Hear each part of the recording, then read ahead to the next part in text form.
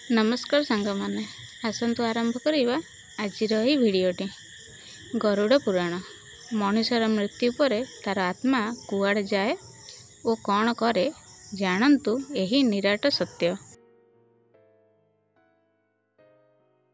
दुनिया रे मृत्यु हेउछि चिरंतन सत्य। मृत्यु पर आमर कौन होइଥାଏ? सतेर कौन मनुष्य मृत्यु पर परलोक को चली जाती? सतेर कौन मनुष्यर पुनर्जन्म होइଥାଏ? एही सब प्रश्नर उत्तर वैज्ञानिकों को ए पर्यंत मिल पारि नाही। हेले गरुड़ पुराण रे मृत्यु को नहीं किछि कथा कुआ जायछि। गरुड़ पुराण कौन आसंतु जानिबा।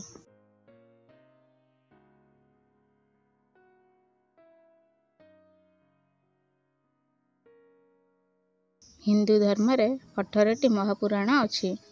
सेथि मध्यरु गरुड़ पुराण हेउछि अन्यतम। एही पुराण रे गरुड़ पक्षी ओ विष्णु भगवान का मध्यरे चालिथिबा आदान प्रदान को नहीं मनुष्य जीवन उपरे किछि कथा कुहा जायछि। हिंदू धर्म अनुसार मृत्यु पर मनुष्यर अंतिम संस्कार करा जायଥାଏ। पुनर्जन्म को नहीं गरुड़ पुराण रे अनेक कथा कुहा जायछि। आम मानक मनरे सबुबले प्रश्न आसे मृत्यु कौन? सतरे कौन पुनर्जन्म अछि कि? मनुष्य मरिबा समय कष्ट हुए कि? मृत्यु पर मनुष्यर कौन होइଥାଏ ओ मृत्यु पर आमे केउठी को जाइथौ? एही संपर्क रे गरुड़ पुराण रे विस्तृत भावे आलोचना करा जाइछि। बंचिथिबा अवस्था रे गरुड़ पुराण पढ़िबा उचित नुहे बोली कुहा जाए। एहा मनरे एक भ्रम धारणा। गरुड़ पुराण पढ़िबा द्वारा अनेक कथा जानिबा पाई मिली थाए। गरुड़ पुराण अनुसार मृत्युर किछि घंटा पर मनुष्यर पाद ठंडा होई जाई थाए। मनुष्यर मृत्यु समय आसिले मृत्युर राजा जमदेवता तांको पाखरे पहुंची जाई थांती। एही समय रे विभिन्न प्रकार शब्द मनुष्य को सुना जाई थाए। एथिसह निजे निजे मध्य चित्कार करिबाकू लागंती, किंतु एही शब्द को केही सुनी पारंती नाही। धीरे धीरे आत्मा को जना पड़े थाए जे ताकू एबे संसार छाड़िबाकू हेबो। मनुष्य मरिथिबा घरे तार आत्मा किछि दिन पाई सेठी रही थाए। अति कम रे मरिबार 7 दिन पर्यंत आत्मा सेई घरे रही थाए। आत्मा मध्य निज पसंदर स्थान को बुलिबाकू जाई थाए।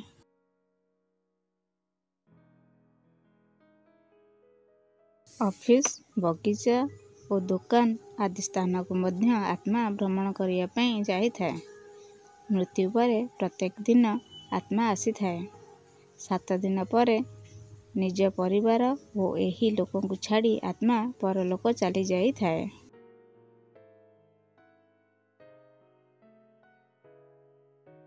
कुहा जाए अंधार गुंफा देई आत्मा को जीवाकू पड़ी थाए। सेथिपाई मृत्युर 12 दिन पर्यंत बहुत गुरुत्वपूर्ण रही थाए।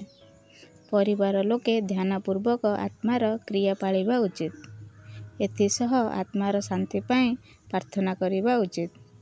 गुंफा पारी हेबा परे आत्मा को अलगा दुनिया नजर आसी थाए।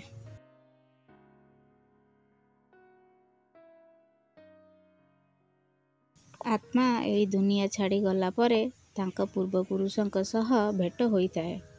गरुड़ पुराण अनुसार जमलोक को प्रवेश करिबा पई 4 दिगरे 4टी बाट रही थाए। सेही बाट देई आत्मा जमलोक को जाई थाए। आत्मार कर्म आधार रे किए केउ बाटरे जीव ताहा जमलोक रे निष्पत्ति होई थाए। गरुड़ पुराण अनुसार पूर्व दिगरे थिबा बाटरे सुख मिली थाए।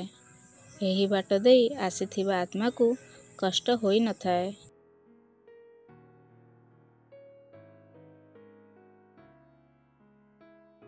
Thanks for watching. पुणे देखाबो आउ एक नुआ वीडियो रे।